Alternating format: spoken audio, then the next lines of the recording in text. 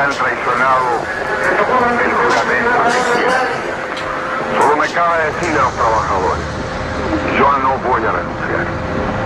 Tienen la fuerza, podrán avasallarnos, pero no se detienen los procesos sociales, trabajadores de mi patria. Quiero agradecerles la lealtad que siempre tuvieron, la confianza que depositaron en un hombre que solo fue intérprete de grandes anhelos de justicia. Estábamos escuchándolo ahí cuando pasó. Estábamos con unos holandeses. ¿Te acuerdas a tus sentimientos en este momento? Sí, estábamos con unos holandeses, habían unos chicos, unos seminaristas holandeses aquí.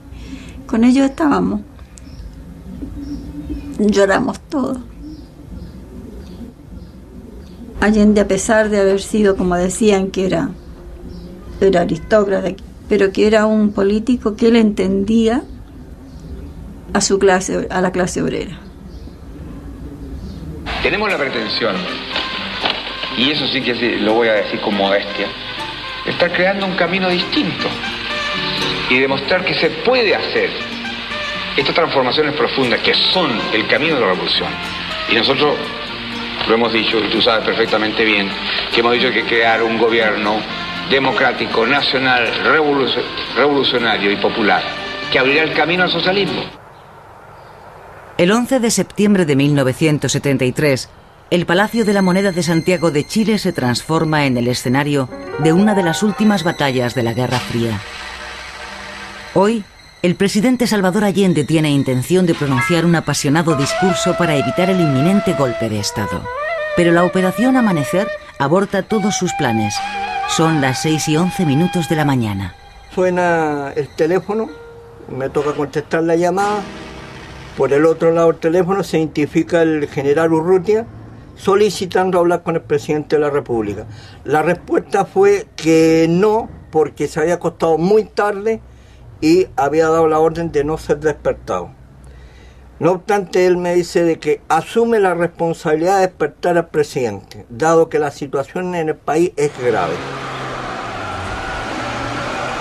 En el camino inmediatamente se nos da la orden de ir con el armamento dispuesto, dada la gravedad de la situación. A esa hora sí se había dado la información de que la Marina, en sus maniobras que hacía todos los años, las habían aplazado y se dirigían a Valparaíso, lo que daba inicio, digamos, a un golpe de Estado, como una sublevación de la Marina.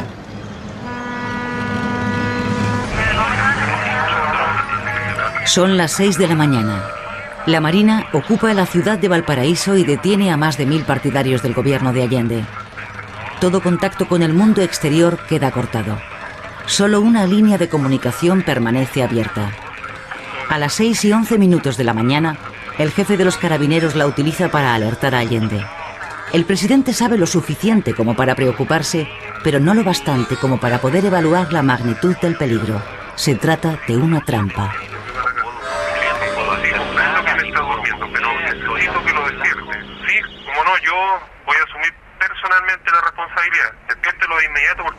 Allende acude al Palacio de la Moneda. Toda la ciudad de Santiago aparece envuelta en una calma engañosa.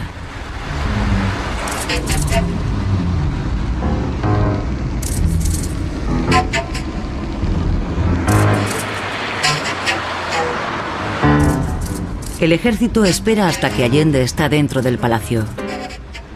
El centro de la ciudad queda incomunicado de los suburbios en los que reside la clase trabajadora.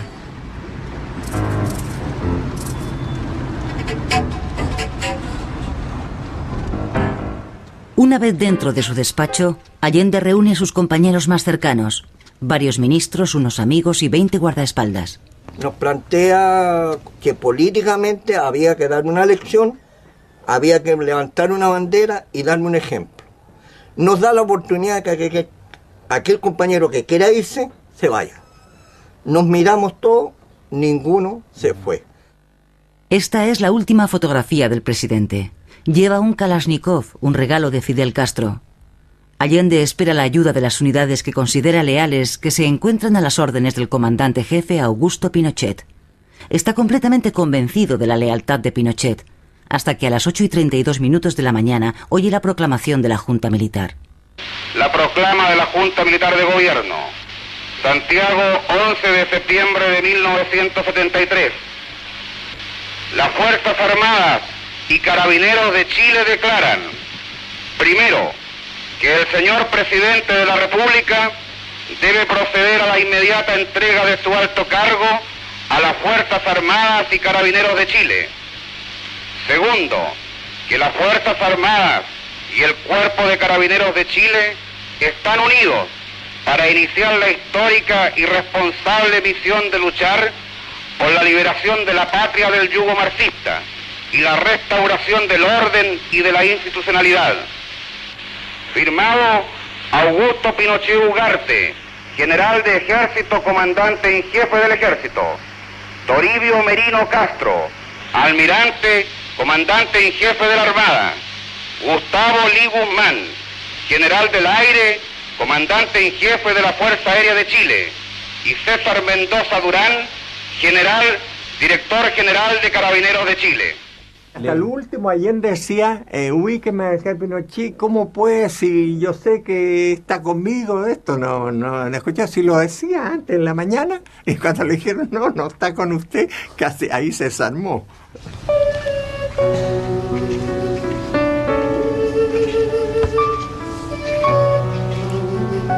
El hombre que había defendido la visión de una democracia socialista ahora se encuentra en el palacio totalmente solo y rodeado por 4.000 soldados.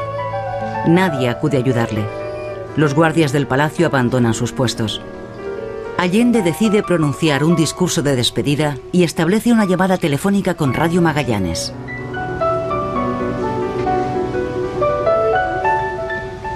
Y fíjese, no lo veo nunca, Salvador, con casco, con el teléfono así doblado y haciéndole, cubriendo, porque era el último contacto y no se estaba seguro de que esas palabras fueran recibidas en Radio Balmaceda, creo que era, ¿no? Magallanes. Sí, yo estaba ahí con Salvador. Eso, le reitero, forma parte de mi grande orgullo haber estado presente porque ese discurso fue sin pauta, sin nada, fue una cosa que le salió a Salvador del fondo. Seguramente Radio Magallanes será callada y el metal tranquilo de mi voz no llegará a ustedes, no importa. Lo seguirán oyendo. Siempre estaré junto a ustedes. Por lo menos mi recuerdo será del hombre digno que fue leal a la lealtad.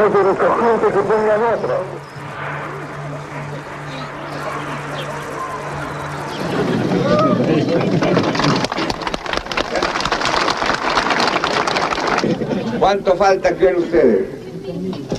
¿Ah? 600.000, y ese compañero yo lo que he dicho por radio. Bien, está bien. Lo felicito. La compañera lo había dicho primero, ¿ah? Así que, fíjense una cosa. En primer lugar, dos personas de las que están aquí han contestado. El resto se quedó callado. Lo cual significa que lo que he dicho 50 veces han sido. No se lo han aprendido, no se lo han metido en la cabeza o no lo han oído. Y después se quejan, y después pierden las elecciones. Ni siquiera oyen los discursos, no los discuten y no se les meten las cosas en la cabeza. ¿Hasta cuándo diablos van a seguir así? No le gustaba estar entre la masa. Se sentía muy incómodo entre la gente. Le gustaba hablar con las masas y era capaz de hablar con las masas. Pero su entorno era la burguesía. Le gustaba tener a mujeres de la clase alta como amantes. Y le gustaba beber el mejor whisky del mercado. Nunca bebía whisky del barato. Le gustaba navegar en su pequeño barco los fines de semana. Le gustaban las mujeres guapas de buena estampa.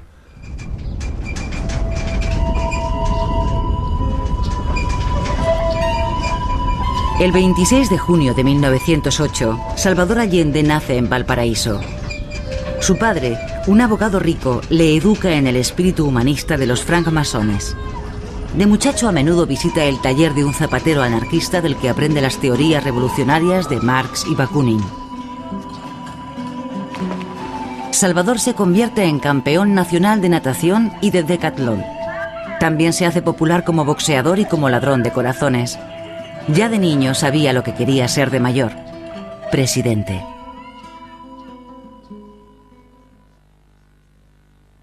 En 1933, el joven doctor Allende ayuda a fundar el Partido Socialista de Chile, lo que le obligaría a abandonar la medicina. Políticamente lucha por la solidaridad entre todos los partidos de izquierdas para que se opongan a los fuertes conservadores.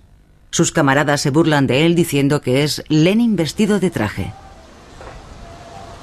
Allende lucha para sobrevivir y para ello realiza disecciones y visitas médicas a domicilio en los barrios bajos de la ciudad. Allí es donde llega a conocer el otro Chile, el Chile de los rotos, como desdeñosamente llaman a los menos favorecidos los de la burguesía. La misión política de Allende se ve influenciada por sus experiencias como médico. Solo el socialismo podrá liberar a la gente de su miseria.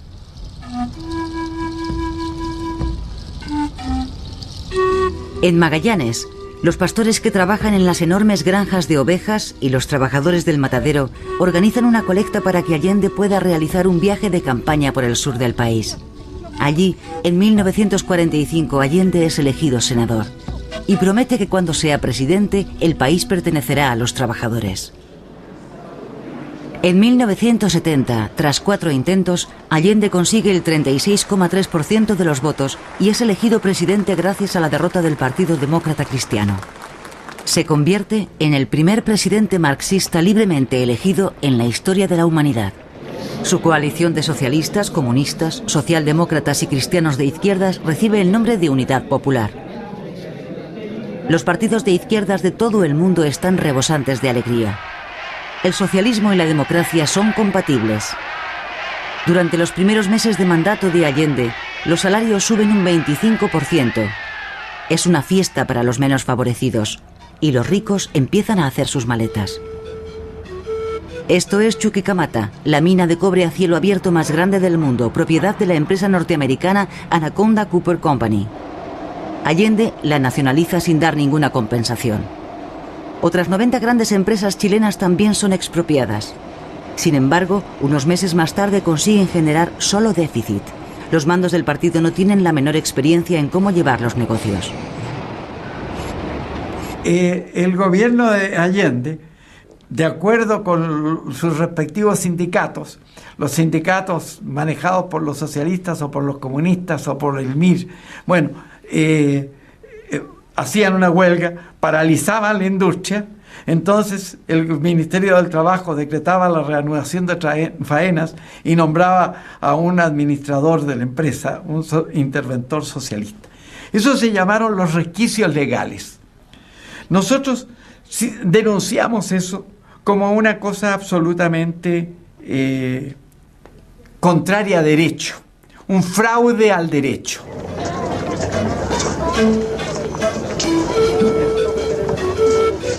Los trabajadores se hacen con las riendas de cientos de empresas en contra de la voluntad del gobierno.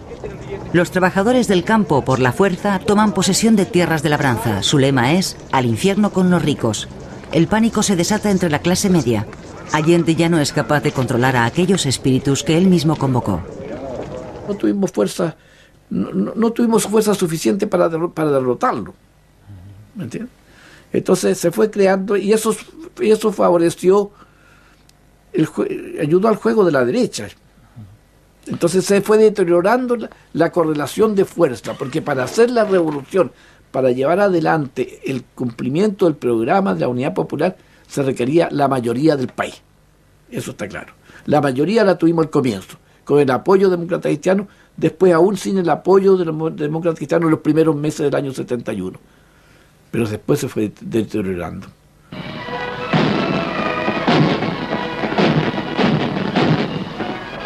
En diciembre de 1971, Fidel Castro es invitado a hacer una visita oficial de 5 días y se queda 3 semanas.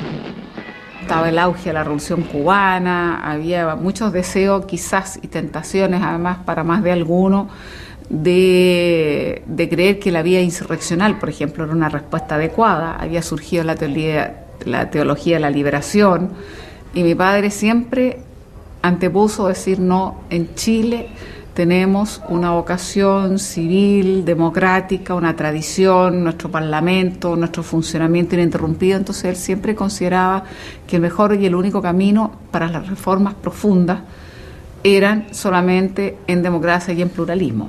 O sea, él supo adelantarse a su tiempo o supo ir en contra de la corriente que había en ese tiempo, digamos, porque era un poco el aire revolucionario.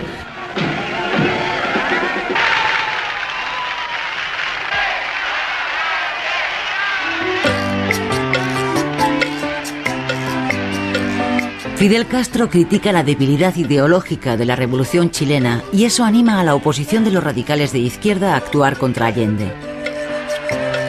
Sí, ese ya fue el colmo, porque venía por 4 o 5 días que no hayan qué hacer con él, porque Fidel Castro es un hombre muy especial, ¿no? Ahora, a medida que está viejo, se le han ido ablandando.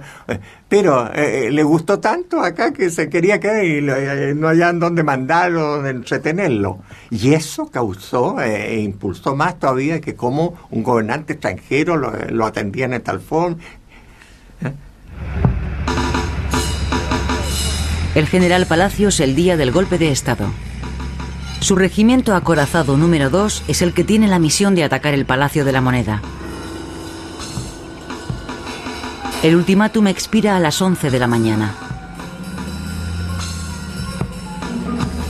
Los 20 guardaespaldas del interior del palacio y los 8 tiradores situados en el tejado del cercano Ministerio de Trabajo mantienen a todo un ejército bajo control.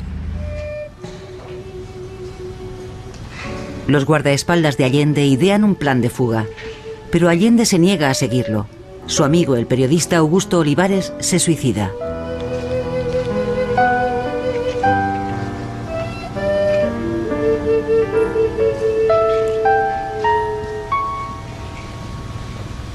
Cuando el presidente ordena, digamos, que nos guarezcamos del bombardeo, nos encontramos en el pasillo donde íbamos a estar todos juntos, el presidente de la República y yo, nos encontramos solos. Es en ese momento cuando él se aproxima a mí y pone su cabeza en mi hombro y llora la muerte de su amigo, el periodista Augusto Olivares. En este momento me llamó Domínguez, secretario de Marina, y me decía que fueran los 3 comandantes en jefe a pedir nutrición al presidente. Vos sabés que este gallo es chueco. Consecuencia, es al revés la cosa, que él quiere, va al Ministerio de Defensa a entregarse a los 3 comandantes en jefe. O sea, quiere decir que a las 11, cuando lleguen los primeros pericos, a ver qué es lo que va a pasar. A las 11 en punto se van a perder. Allende no se rinde, pero decide negociar telefónicamente para que las mujeres, incluyendo 2 de sus hijas, Beatriz e Isabel, tengan permiso para abandonar el Palacio de la Moneda.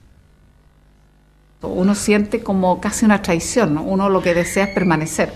Entonces tuvimos varias veces una discusión, porque él nos decía teníamos que irnos y nos decía a mi hermana, a mí y a otras mujeres que estaban allí, secretarias, asesoras, en fin, periodistas, pero no queríamos, porque uno se siente mal, uno quiere permanecer, pero al final nos dimos cuenta que lo estábamos angustiando, así que optamos por hacerle caso. Entonces él personalmente nos acompañó hasta Morandé 80. Ahí nos dimos un abrazo sin palabras. Yo creo que ahí sobran las palabras. Pero yo reconozco que ese abrazo fue emocionado, pero yo nunca pude pensar que esa iba a ser la última vez.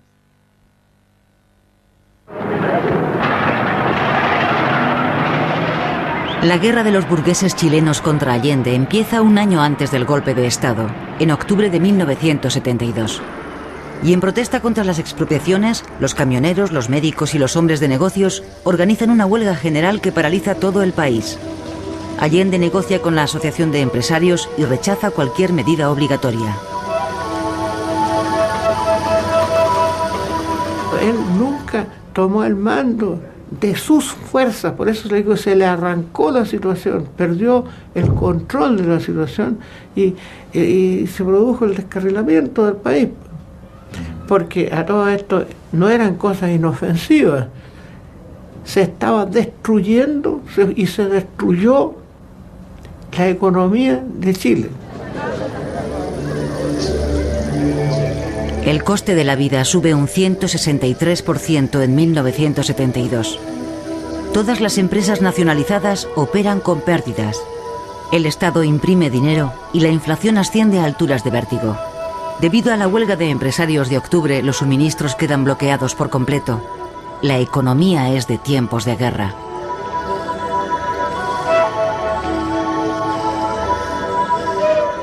¿Qué es lo que había? El proceso, esto lo llevamos los civiles, eso fue cierto. Los civiles con los paros de octubre y los paros de agosto. Son las dos, julio-agosto, digamos, fin de agosto, que son las dos fórmulas en que hace decaer al gobierno.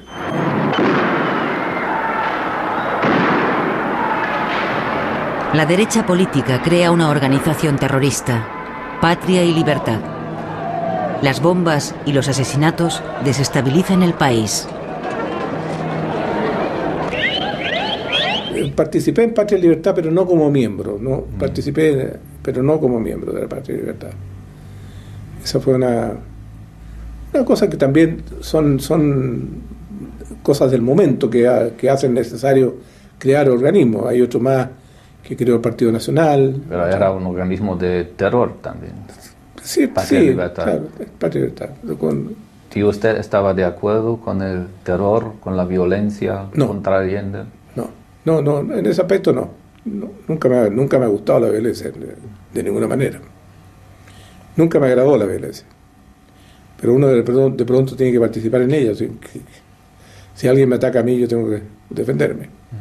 Pero que lo entiendan aquellos que quieren retrotraer la historia y desconocer a la voluntad mayoritaria de Chile.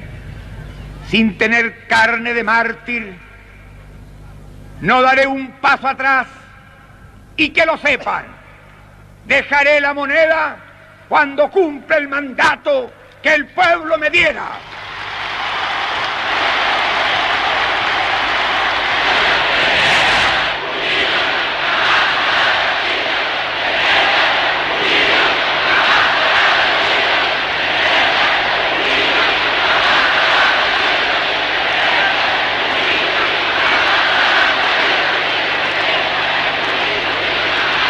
No tengo otra alternativa. Solo acribillándome a balazos podrán impedirme voluntad de hacer cumplir el programa del pueblo. Allende designa a algunos generales para que ocupen cargos en su gabinete y promete devolver las empresas ilícitamente expropiadas. El comandante en jefe, Carlos Prats, es nombrado vicepresidente como símbolo de la esperanza para la reconciliación nacional.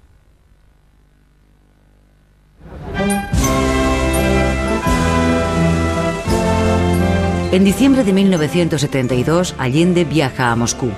Supuestamente su gran hermano le va a echar una mano. Sin embargo, el KGB se opone.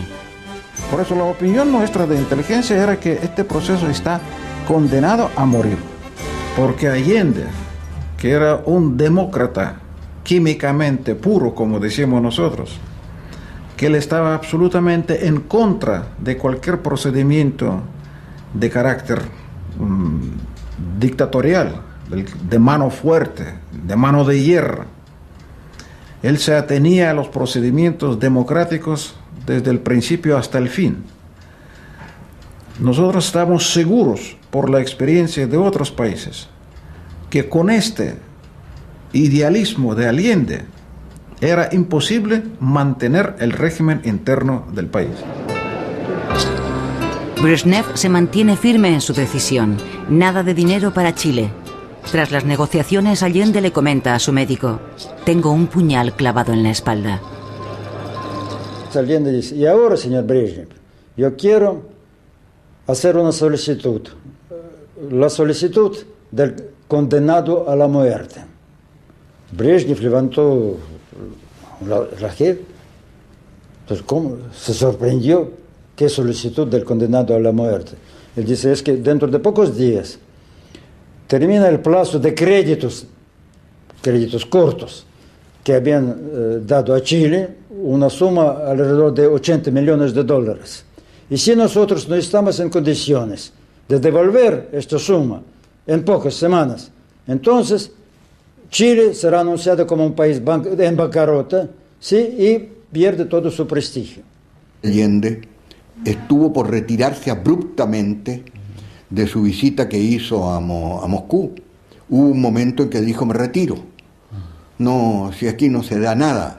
En definitiva se queda, pero tampoco obtuvo nada. O sea, el apoyo de la Unión Soviética fue exclusivamente un apoyo solidario, que las palabras en este caso sirven poco. El embajador Anatoly Dobrinin informa a Henry Kissinger. La Unión Soviética no va a ayudar a Allende. No quiere una segunda Cuba ni un nuevo conflicto con los Estados Unidos. Ninguno de los superpoderes tiene necesidad del socialismo libre de Allende. La administración Nixon quiere deshacerse de Allende aplicando presión tanto política como económica. Sin embargo, da orden a la CIA de participar activamente en la planificación del golpe de Estado. Según Henry Kissinger, Allende ya no supone una amenaza.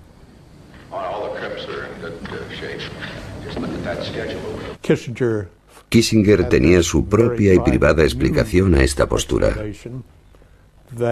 Según él, fue su exitosa tarea diplomática con los soviéticos lo que convenció a Moscú y al Kremlin para que abandonaran a Allende. Lo que Kissinger no sabe es que Brezhnev le promete a Allende, a puerta cerrada, armas para apaciguar a las Fuerzas Armadas.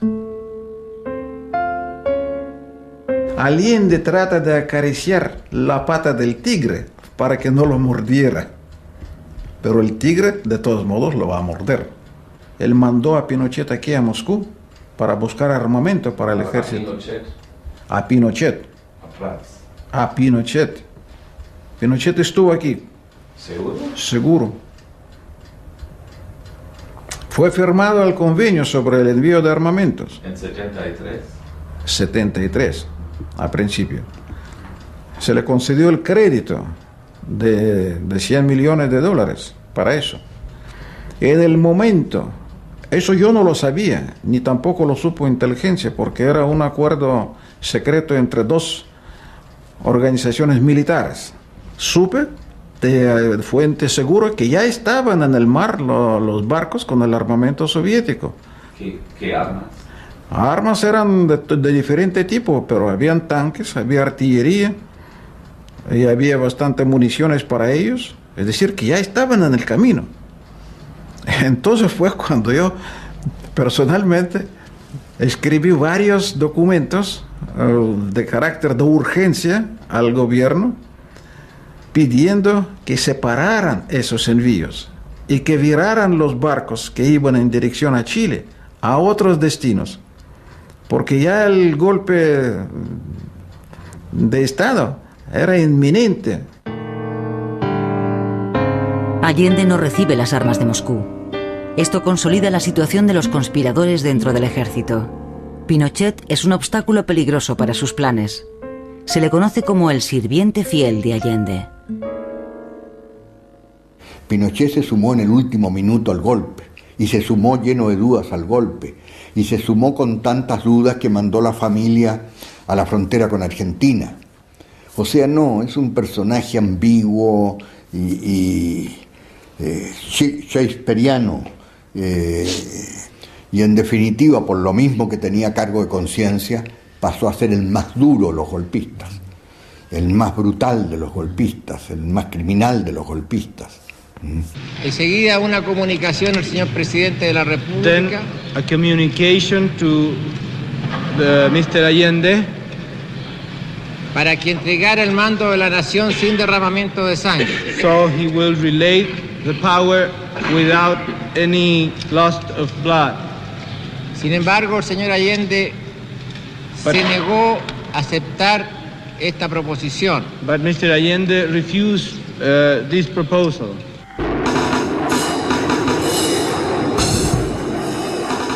A las 11:52 de la mañana, el Palacio de la Moneda comienza a ser atacado con misiles por bombarderos Hawk Hunter durante 21 minutos.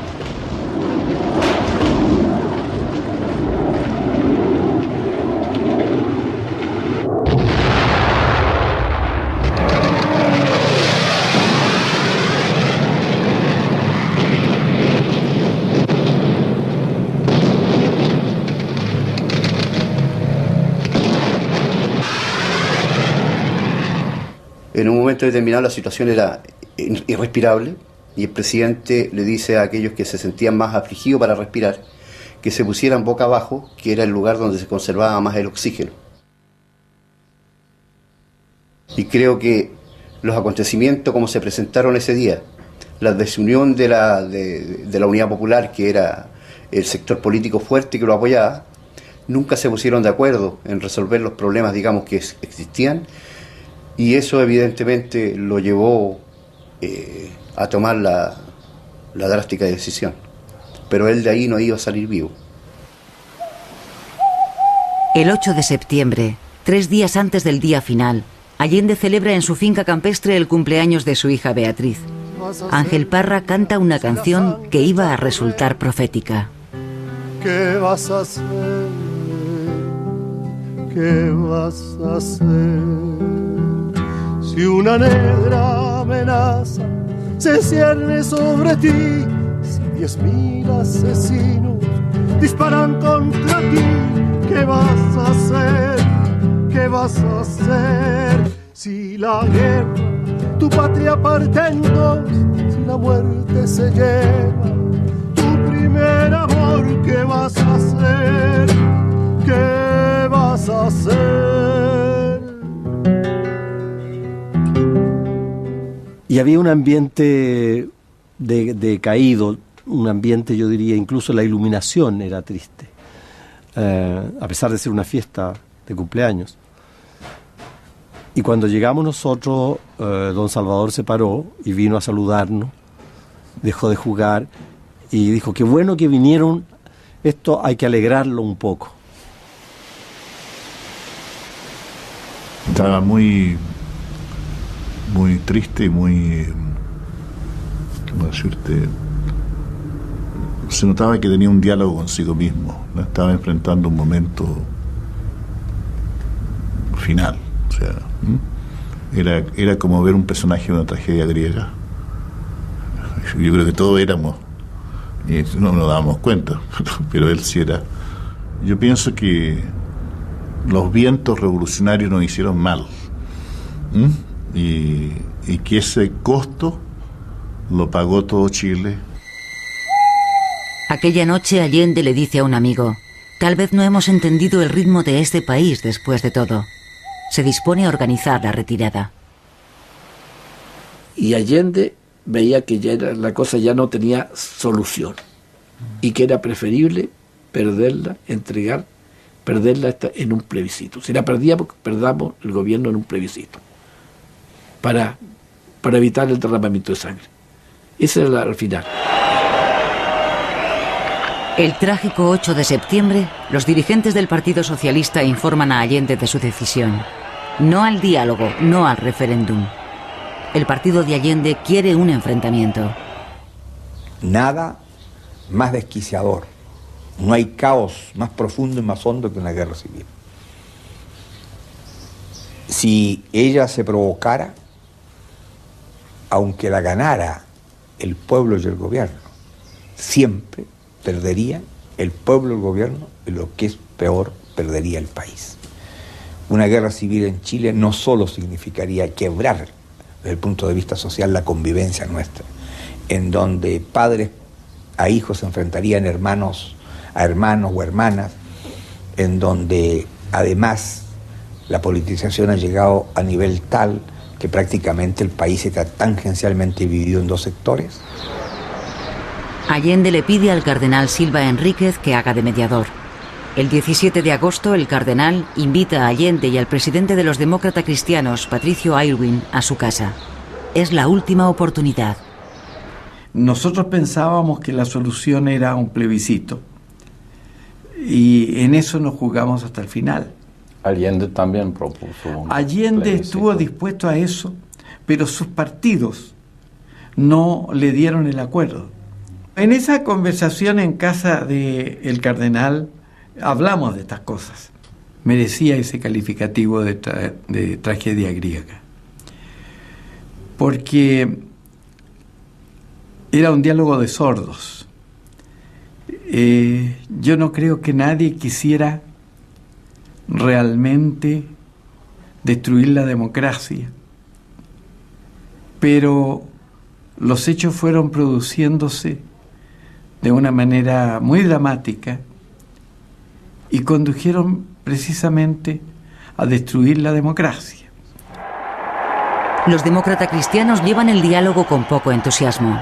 Su ala derecha se ha aliado con el Partido Nacional.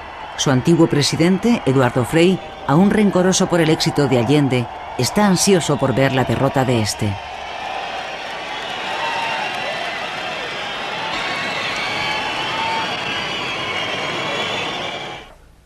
Los partidos democráticos y los obispos de la Iglesia Católica Romana decidieron que el país iba a quedar totalmente arruinado si no se hacía algo. Entonces hablaron con los generales. Patricio Aylwin fue uno de los que se volvió hacia las Fuerzas Armadas y les dio su aprobación. Él estaba al frente del Partido Demócrata Cristiano.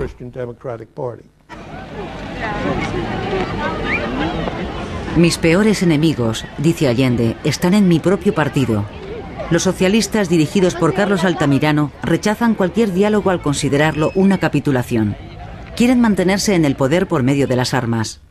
2 días antes del previsto para el golpe, el día 9 de septiembre, Altamirano dice en uno de sus discursos: «Somos la vanguardia del proletariado, estamos preparados para resistir cualquier golpe. Chile se va a convertir en un nuevo y heroico Vietnam». Y el 9 usted hace este famoso discurso en que no echando benzina, echando benzina a las llamas. Sí. ¿Por qué? Si usted quiere echando benzina, pero el discurso prácticamente no se ha leído porque dado la falta de honestidad en la vía de las comunicaciones en Chile, nunca fue publicado el discurso. Nadie conoce el discurso, nadie ha leído ese discurso. Fue transmitido por radio. Fue transmitido por radio.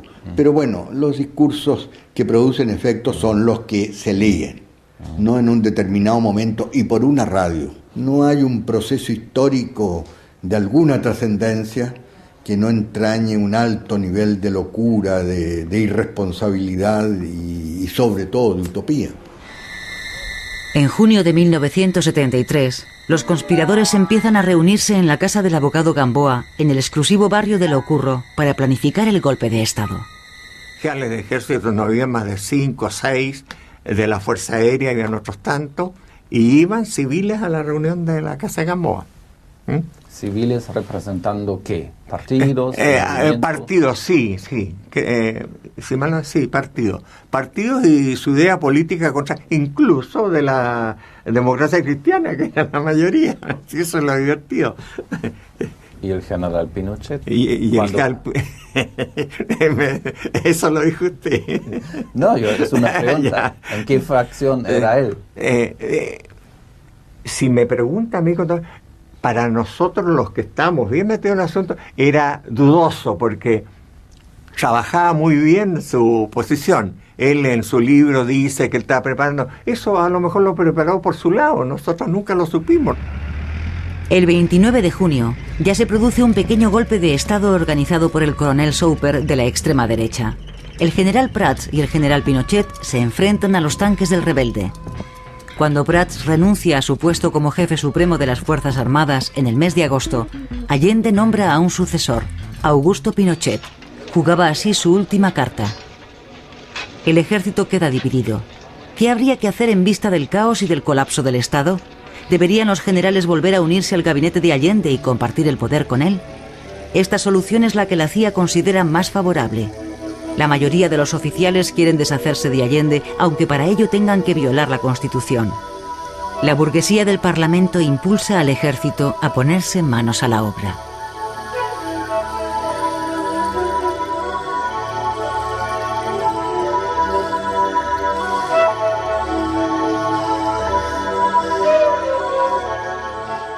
a nosotros, a los oficiales, yo no era general entonces, yo era coronel, nos tiraban maíz, igual que a las gallinas, así, maízito, chiquito, porque éramos unas gallinas, pues. O sea, éramos sin pantalones. El 9 de septiembre, la Marina toma la iniciativa. El almirante Merino envía un mensajero a Santiago para informar a Augusto Pinochet de sus planes. Por si se diera el supuesto de que el comandante en jefe se negara a tomar parte en el golpe de Estado, los rebeldes ya habían designado a un sucesor en su lugar, el general Torres de la Cruz. Pinochet cede ante la presión. Merino le mandó con este almirante la carta en que le dice: Augusto, si tú no la firmas, te comunico que la Armada de todas maneras va a la operación. Y lo firmó. Es el mismo día en que Pinochet hace una visita a Salvador Allende. Es domingo. Aún quedan 2 días para el golpe. Allende se dedica a elaborar su discurso en el cual anunciará el referéndum. Aún hay tiempo para una solución política, pero el general, a quien sus camaradas llaman el Zorro, ha dado su palabra de honor. Es el acto final de la tragedia.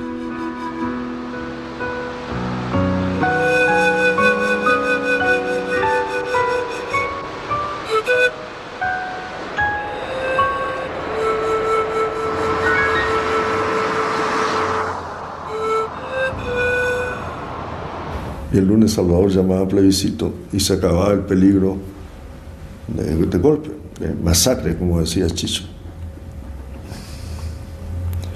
Entonces lo importante es que entre la mucha gente que fue a Cañaveral el domingo, fueron 2 generales de civil, el general Pinochet y el general Bonilla. No se llamaba Bonilla, Urbina, el general Urbina. A expresarle al presidente su solidaridad y su preocupación por lo que estaba. Y Salvador les informó que al día siguiente iba a llamar a plebiscito y que entonces el pueblo iba a decidir. La mayoría se decía que si que no fuéramos, no íbamos. Recibió elogios de parte de los 2 generales y Pinochet le pidió a Allende, es decir, luego primero lo felicitó por la decisión, le reitero, el llamado plebiscito estaba hecho y le pidió que por razones internas del ejército el plebiscito no lo llaman el lunes en la mañana, sino el día miércoles. Y Salvador aceptó. El problema es que entre el lunes y el miércoles estaba el martes.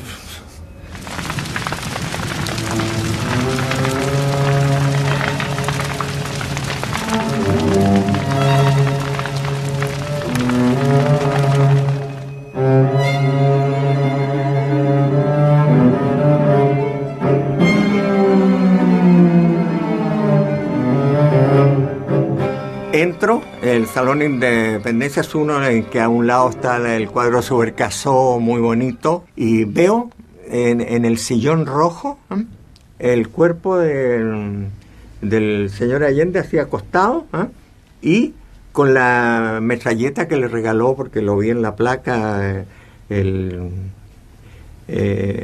Castro. Prácticamente se destapó los sesos, usted le veía la cara hinchada hasta acá, casi intacta, a tal extremo que yo no lo reconocí, yo lo conocía muy poco, porque había estado muy poco con él, y lo reconocí por un reloj fabuloso que tenía, que no sé quién se lo regalado, que lo tenía en la muñeca. Avisé por la radio, misión cumplida, moneda tomada, presidente muerto. Asesinato o suicidio. Durante años se extendió la leyenda de que Allende había muerto en combate, un mártir como lo fue el Che Guevara, pero de hecho ya estaba muerto cuando el ejército irrumpió en el palacio. 12 de sus fieles seguidores fueron testigos de su muerte. Uno de ellos habla después de 30 años de silencio. El presidente de la República, junto a varios colaboradores que habíamos ahí, se sentó y puso el fusil de él entre las piernas. Y se apoyó su mentón en el cañón del fusil.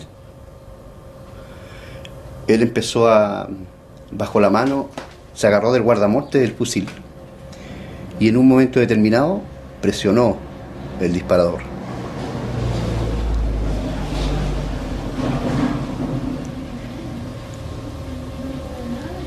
Eso ocurrió en el lado derecho del presidente de la República. El fusil lo tenía apoyado aquí.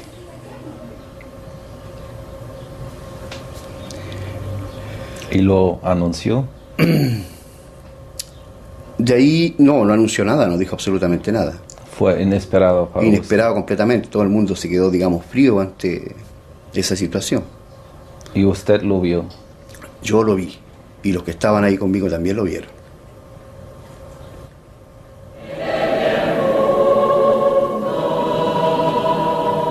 Esta es la misa de acción de gracias que organizan los vencedores.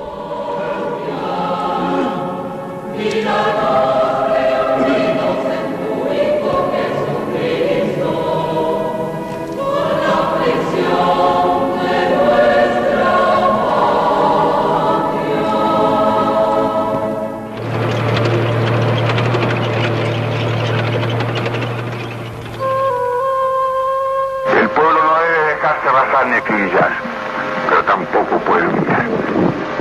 Trabajadores de mi patria, tengo fe en Chile y su destino, que mucho más temprano que tarde, de nuevo, abrirán las grandes alamedas por donde pase el hombre libre. Estas fueron mis últimas palabras.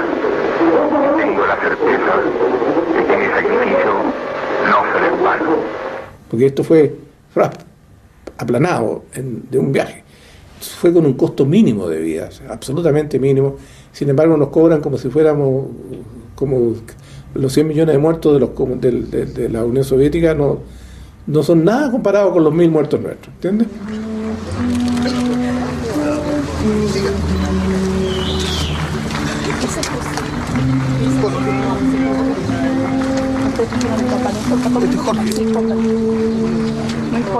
La tragedia de Chile aún no ha terminado.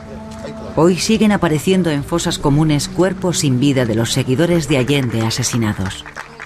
Solo tienen reposo en el muro que se ha erigido como homenaje a los desaparecidos. Hasta el día de hoy, sus asesinos siguen sin ser condenados por ello.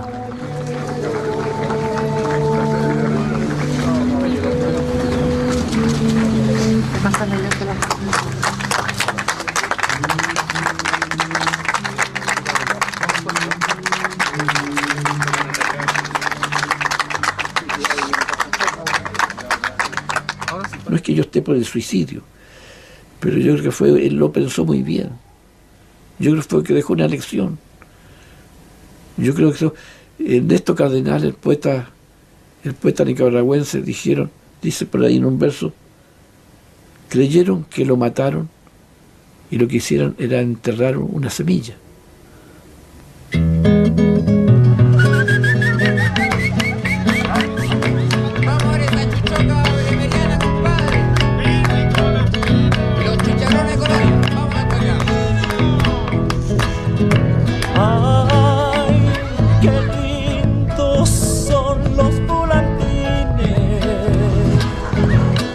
No se lo han aprendido, no se lo han metido en la cabeza o no lo han oído.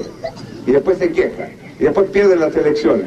Ni siquiera oyen los discursos, no los discuten y no se les meten las cosas en la cabeza. ¿Hasta cuándo diablos van a seguir así? No le gustaba estar entre la masa. Se sentía muy incómodo entre la gente.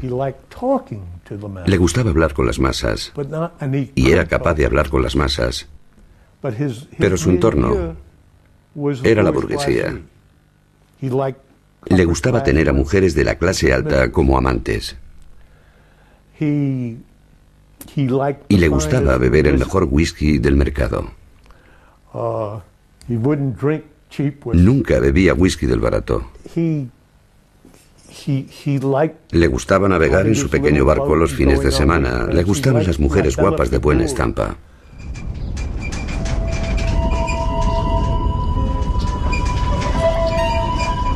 El 26 de junio de 1908, Salvador Allende nace en Valparaíso. Su padre, un abogado rico, le educa en el espíritu humanista de los francmasones. De muchacho a menudo visita el taller de un zapatero anarquista del que aprende las teorías revolucionarias de Marx y Bakunin.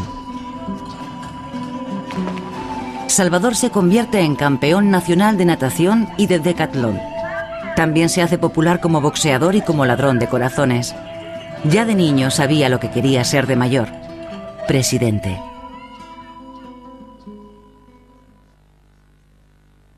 En 1933, el joven doctor Allende ayuda a fundar el Partido Socialista de Chile, lo que le obligaría a abandonar la medicina. Políticamente lucha por la solidaridad entre todos los partidos de izquierdas para que se opongan a los fuertes conservadores. Sus camaradas se burlan de él diciendo que es Lenin vestido de traje. Allende lucha para sobrevivir y para ello realiza disecciones y visitas médicas a domicilio en los barrios bajos de la ciudad. Allí es donde llega a conocer el otro Chile, el Chile de los rotos, como desdeñosamente llaman a los menos favorecidos los de la burguesía. La misión política de Allende se ve influenciada por sus experiencias como médico. Solo el socialismo podrá liberar a la gente de su miseria.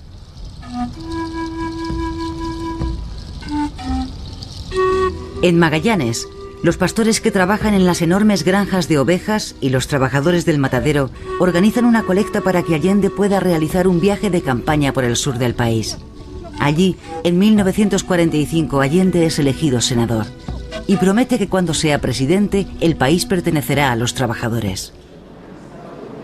En 1970, tras 4 intentos, Allende consigue el 36,3% de los votos y es elegido presidente gracias a la derrota de que la Marina, en sus maniobras que hacía todos los años, las habían aplazado y se dirigían a Valparaíso, lo que daba inicio, digamos, a un golpe de Estado, como una sublevación de la Marina.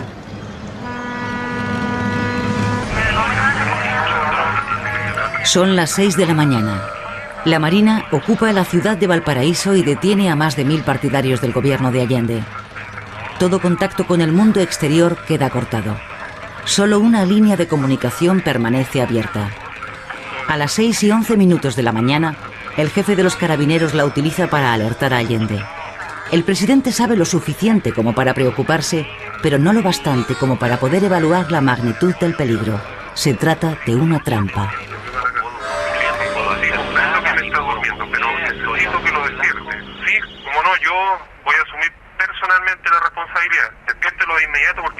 Allende acude al Palacio de la Moneda. Toda la ciudad de Santiago aparece envuelta en una calma engañosa.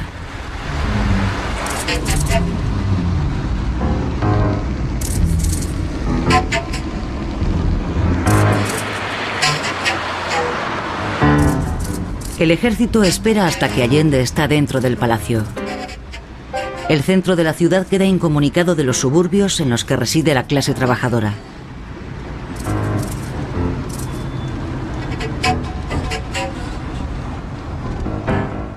Una vez dentro de su despacho, Allende reúne a sus compañeros más cercanos, varios ministros, unos amigos y 20 guardaespaldas.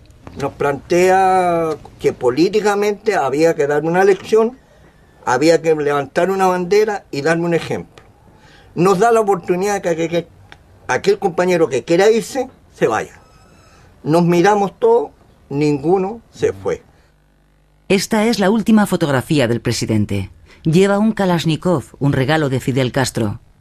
Allende espera la ayuda de las unidades que considera leales que se encuentran a las órdenes del comandante jefe Augusto Pinochet.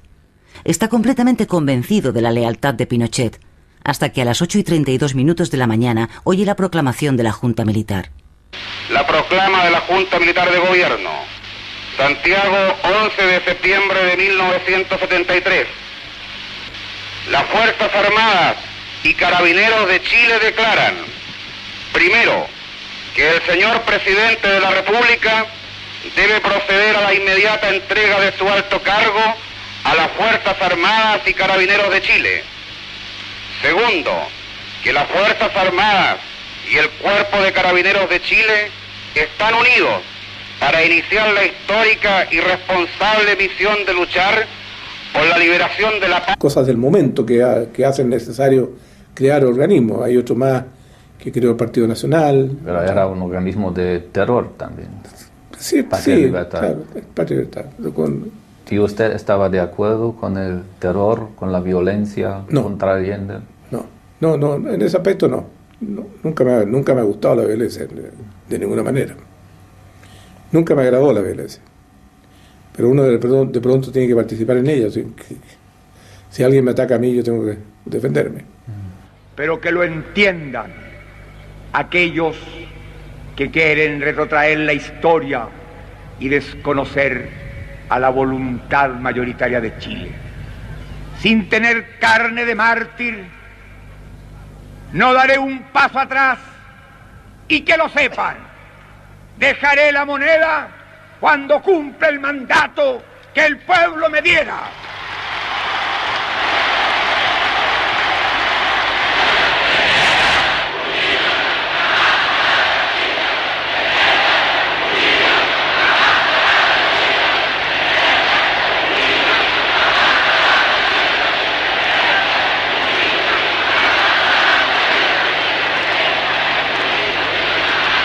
No tengo otra alternativa. Solo acribillándome a balazos podrán impedirme voluntad de hacer cumplir el programa del pueblo. Allende designa a algunos generales para que ocupen cargos en su gabinete y promete devolver las empresas ilícitamente expropiadas. El comandante en jefe Carlos Prats es nombrado vicepresidente como símbolo de la esperanza para la reconciliación nacional.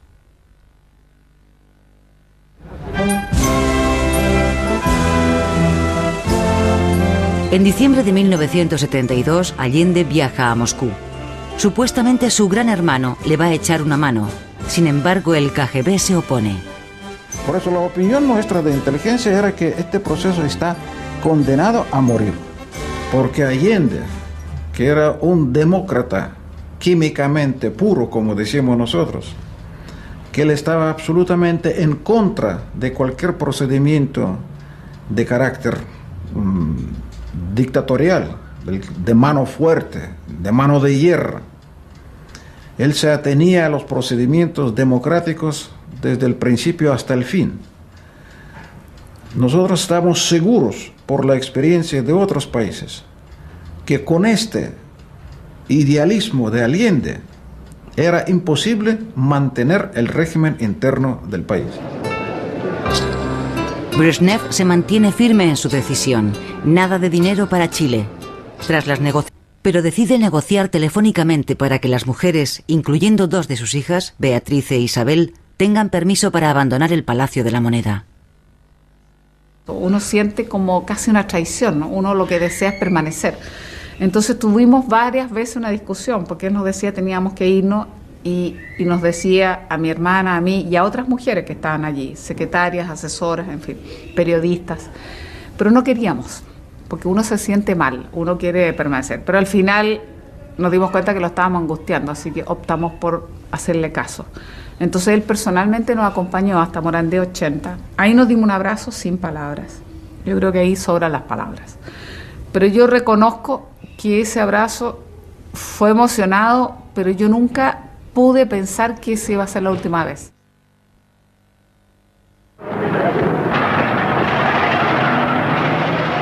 La guerra de los burgueses chilenos contra Allende empieza un año antes del golpe de Estado, en octubre de 1972.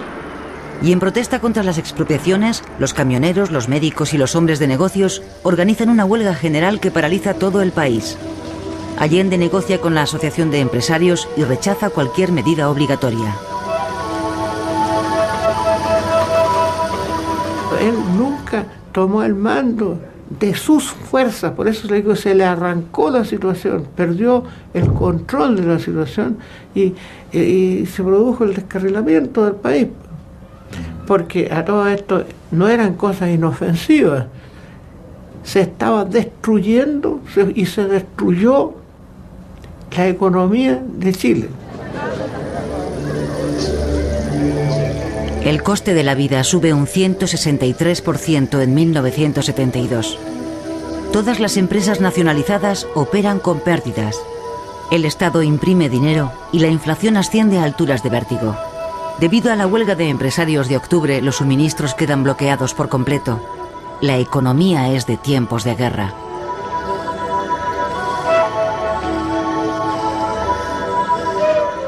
¿Qué es lo que había? El proceso, esto lo llevamos los civiles. Eso fue cierto. Los civiles con los paros de octubre y los paros de agosto. Son las dos, julio-agosto, digamos, fin de agosto, que son las dos fórmulas en que hace decaer al gobierno.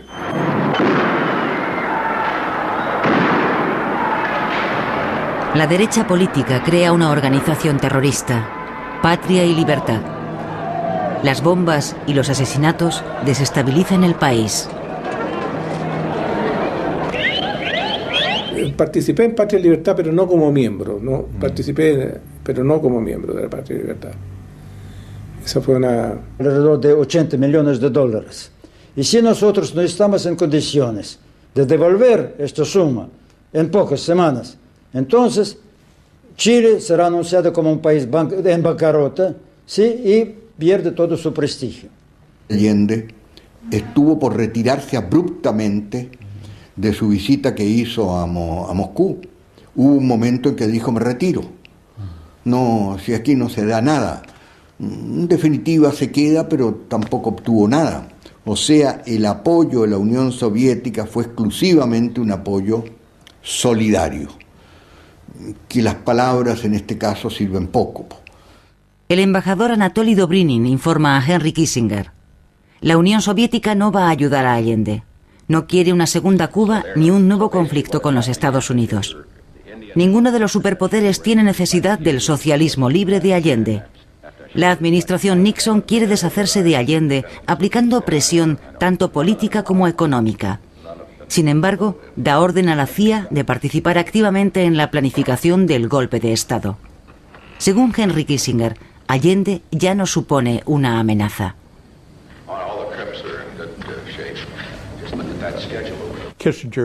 Kissinger tenía su propia y privada explicación a esta postura.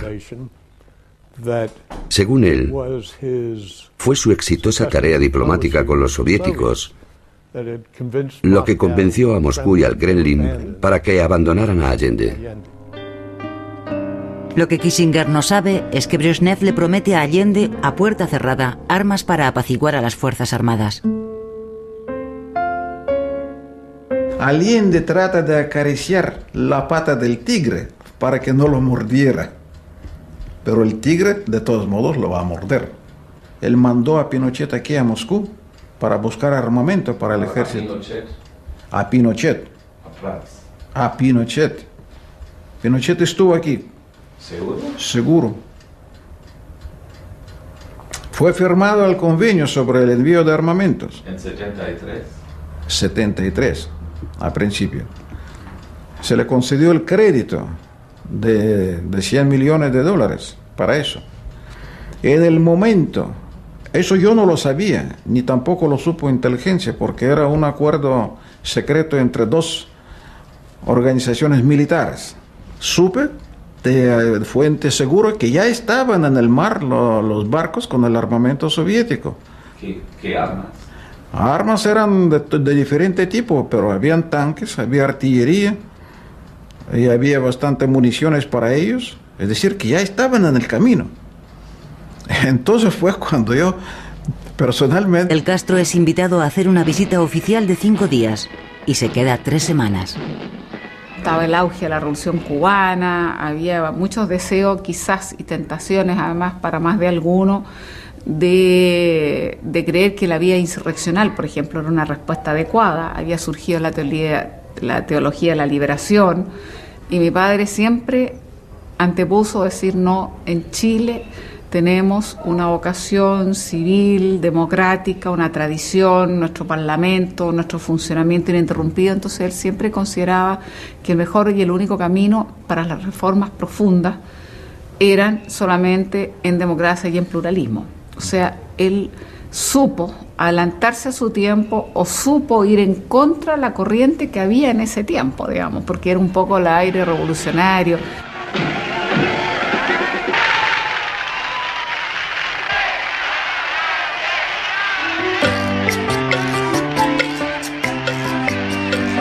Fidel Castro critica la debilidad ideológica de la revolución chilena y eso anima a la oposición de los radicales de izquierda a actuar contra Allende. Sí, ese ya fue el colmo, porque venía por 4 o 5 días que no hayan que hacer con él, porque Fidel Castro es un hombre muy especial, ¿no? Ahora, a medida que está viejo, se le han ido ablandando. Pero le gustó tanto acá que se quería quedar y no hallaban dónde mandarlo, dónde entretenerlo. Y eso causó e impulsó más todavía que como un gobernante extranjero lo atendían de tal forma. El general Palacios el día del golpe de Estado. Su regimiento acorazado número 2 es el que tiene la misión de atacar el Palacio de la Moneda. El ultimátum expira a las 11 de la mañana.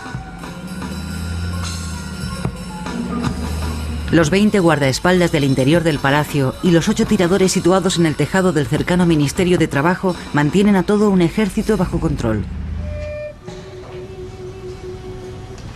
Los guardaespaldas de Allende idean un plan de fuga, pero Allende se niega a seguirlo. Su amigo, el periodista Augusto Olivares, se suicida.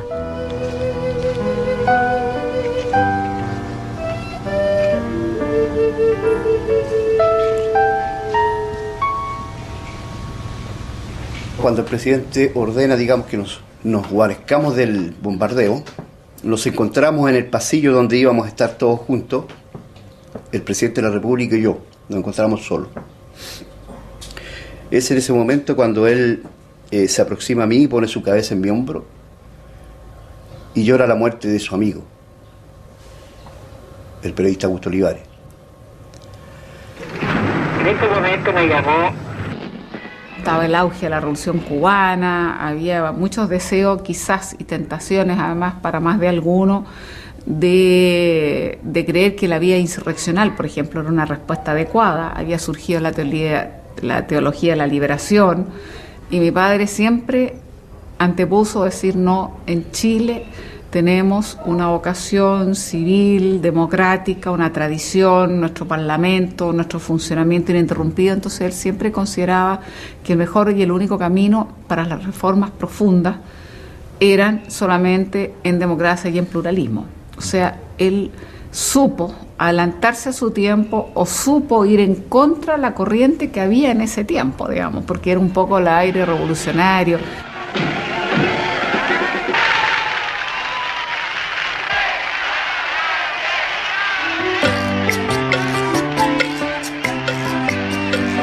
Fidel Castro critica la debilidad ideológica de la revolución chilena y eso anima a la oposición de los radicales de izquierda a actuar contra Allende. Sí, ese ya fue el colmo, porque venía por 4 o 5 días que no hallaban que hacer con él, porque Fidel Castro es un hombre muy especial, ¿no? Ahora, a medida que está viejo, se le han ido ablandando. Pero le gustó tanto acá que se quería quedar y no hallaban dónde mandarlo, dónde entretenerlo. Y eso causó e impulsó más todavía que como un gobernante extranjero lo atendían de tal forma. El general Palacios el día del golpe de Estado. Su regimiento acorazado número 2 es el que tiene la misión de atacar el Palacio de la Moneda. El ultimátum expira a las 11 de la mañana. Los 20 guardaespaldas del interior del palacio y los 8 tiradores situados en el tejado del cercano Ministerio de Trabajo mantienen a todo un ejército bajo control. Los guardaespaldas de Allende idean un plan de fuga, pero Allende se niega a seguirlo. Su amigo, el periodista Augusto Olivares, se suicida.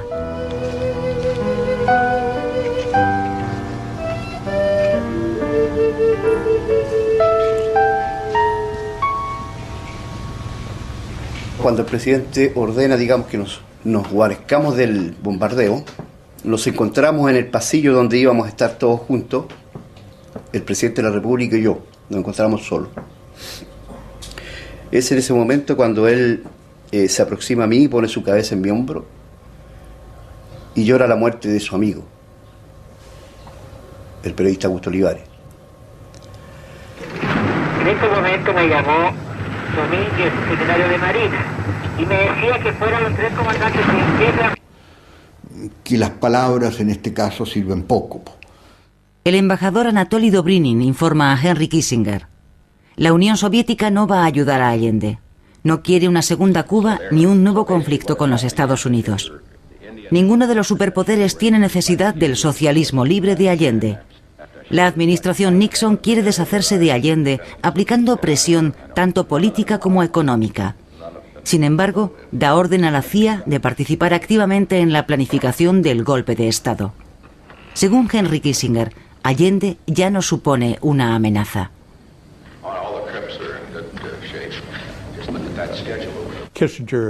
Kissinger tenía su propia y privada explicación a esta postura. Según él, fue su exitosa tarea diplomática con los soviéticos lo que convenció a Moscú y al Kremlin para que abandonaran a Allende.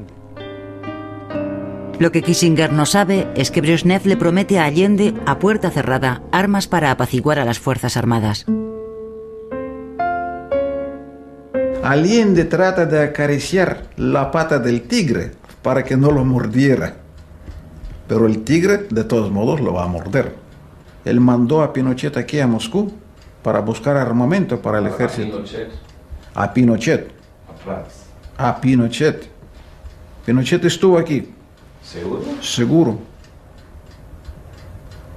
Fue firmado el convenio sobre el envío de armamentos. ¿En 73? 73, a principio. Se le concedió el crédito de $100 millones para eso. En el momento, eso yo no lo sabía, ni tampoco lo supo inteligencia, porque era un acuerdo secreto entre 2 organizaciones militares. Supe de fuente segura que ya estaban en el mar los barcos con el armamento soviético. ¿Qué armas? Armas eran de diferente tipo, pero habían tanques, había artillería y había bastante municiones para ellos. Es decir, que ya estaban en el camino. Entonces fue cuando yo personalmente escribí varios documentos de carácter de urgencia al gobierno, pidiendo que separaran esos envíos y que viraran los barcos que iban en dirección a Chile a otros destinos, porque ya el golpe de Estado era inminente. Allende no recibe las armas de Moscú. Esto consolida la situación de los conspiradores dentro del ejército. Pinochet es un obstáculo peligroso para sus planes. Se le conoce como el sirviente fiel de Allende. Ya estaba muerto cuando el ejército irrumpió en el palacio. 12 de sus fieles seguidores fueron testigos de su muerte. Uno de ellos habla después de 30 años de silencio. El presidente de la República, junto a varios colaboradores que habíamos ahí, se sentó y puso el fusil de él entre las piernas y se apoyó su mentón en el cañón del fusil. Él empezó bajo la mano, se agarró del guardamonte del fusil y en un momento determinado presionó el disparador.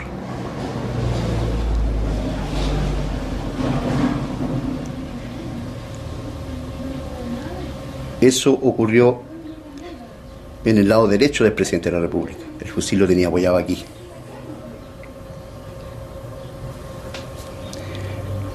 ¿Y lo anunció? De ahí no anunció nada, no dijo absolutamente nada. Fue inesperado para Inesperado completamente. Todo el mundo se quedó, digamos, frío ante esa situación. ¿Y usted lo vio? Yo lo vi. Y los que estaban ahí conmigo también lo vieron.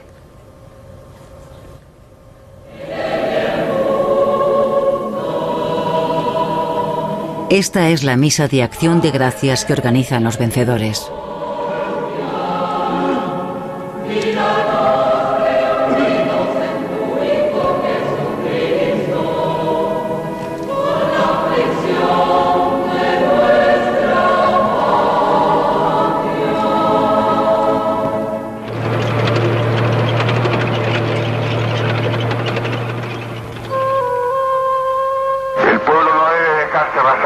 humillar, pero tampoco puede humillar. Trabajadores de mi patria, tengo fe en Chile y su destino, que mucho más temprano que tarde, de nuevo, abrirán las grandes alamedas por donde pase el hombre libre. Estas fueron mis últimas palabras. Tengo la certeza de que mi sacrificio no será en vano. Porque esto fue aplanado de un viaje. Fue con un costo mínimo de vida, o sea, absolutamente mínimo. Sin embargo, nos cobran como si fuéramos como los 100 millones de muertos de la Unión Soviética, no son nada comparados con los 1000 muertos nuestros, ¿entiendes?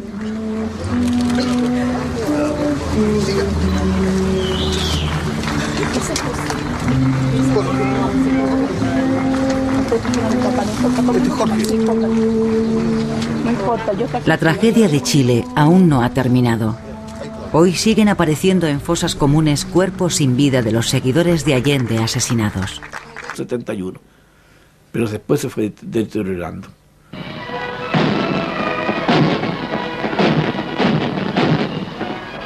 En diciembre de 1971, Fidel Castro es invitado a hacer una visita oficial de 5 días y se queda 3 semanas. Estaba el auge de la Revolución Cubana, había muchos deseos quizás y tentaciones además para más de alguno de creer que la vía insurreccional, por ejemplo, era una respuesta adecuada. Había surgido la teología de la liberación y mi padre siempre antepuso decir no, en Chile tenemos una vocación civil, democrática, una tradición, nuestro parlamento, nuestro funcionamiento ininterrumpido. Entonces él siempre consideraba que el mejor y el único camino para las reformas profundas eran solamente en democracia y en pluralismo. O sea, él supo adelantarse a su tiempo o supo ir en contra de la corriente que había en ese tiempo, digamos, porque era un poco el aire revolucionario.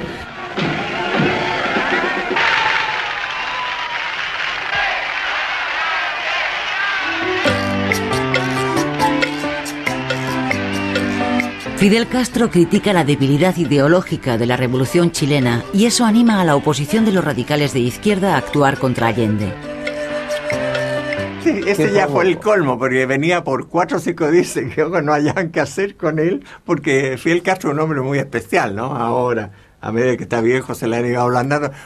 Pero le gustó tanto acá que se quería quedar y no hallaban dónde mandarlo, dónde entretenerlo. Y eso causó e impulsó más todavía que como un gobernante extranjero lo atendían de tal forma. El general Palacios el día del golpe de Estado. Su regimiento acorazado número 2 es el que tiene la misión de atacar el Palacio de la Moneda. El ultimátum expira a las 11 de la mañana. Los 20 guardaespaldas del interior del palacio y los 8 tiradores situados en el tejado del cercano Ministerio de Trabajo mantienen a todo un ejército bajo control. Los guardaespaldas de Allende idean un plan de fuga, pero Allende se niega a seguirlo. Su amigo, el periodista Augusto Olivares, se suicida.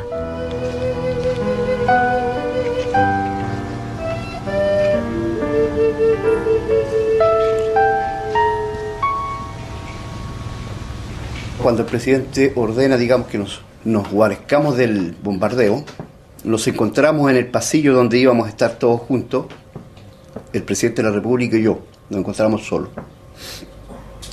Es en ese momento cuando él se aproxima. Con el Partido Nacional, su antiguo presidente, Eduardo Frei, aún rencoroso por el éxito de Allende, está ansioso por ver la derrota de este.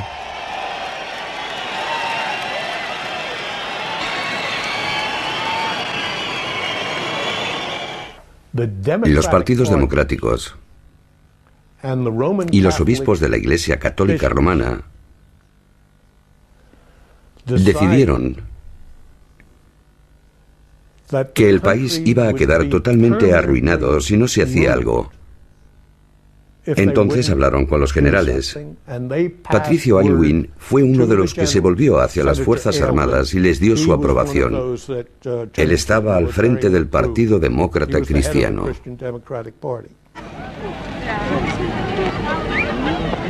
Mis peores enemigos, dice Allende, están en mi propio partido. Los socialistas dirigidos por Carlos Altamirano rechazan cualquier diálogo al considerarlo una capitulación. Quieren mantenerse en el poder por medio de las armas. 2 días antes del previsto para el golpe, el día 9 de septiembre, Altamirano dice en uno de sus discursos: «Somos la vanguardia del proletariado, estamos preparados para resistir cualquier golpe. Chile se va a convertir en un nuevo y heroico Vietnam».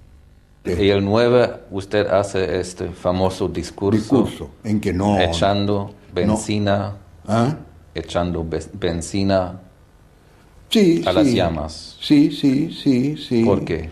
Si usted quiere echando benzina, pero el discurso prácticamente no se ha leído porque, dado la falta de honestidad en la vía de las comunicaciones en Chile, nunca fue publicado el discurso. Nadie conoce el discurso, nadie ha leído ese discurso. Fue transmitido por radio. Fue transmitido por radio. Pero bueno, los discursos que producen efectos son los que se leen, no en un determinado momento y por una radio. No hay un proceso histórico de alguna trascendencia que no entrañe un alto nivel de locura, de irresponsabilidad y sobre todo de utopía. En junio de 1973, los conspiradores empiezan a reunirse en la casa del abogado Gamboa, en el exclusivo barrio de Lo Curro, para planificar el golpe de Estado. Oficiales de ejército, no había más de 5 o 6, de la Fuerza Aérea habían otros tantos, y iban civiles a la reunión de la casa de Gamboa. ¿Civiles representando qué? ¿Partidos? Partidos, sí. Si mal no, sí, partidos. Partidos y su idea política contra, incluso de la democracia cristiana, que era la mayoría. Sí, eso es lo divertido. ¿Y el general Pinochet? Eso lo dijo usted. No, es una pregunta. ¿En qué facción era él? Si me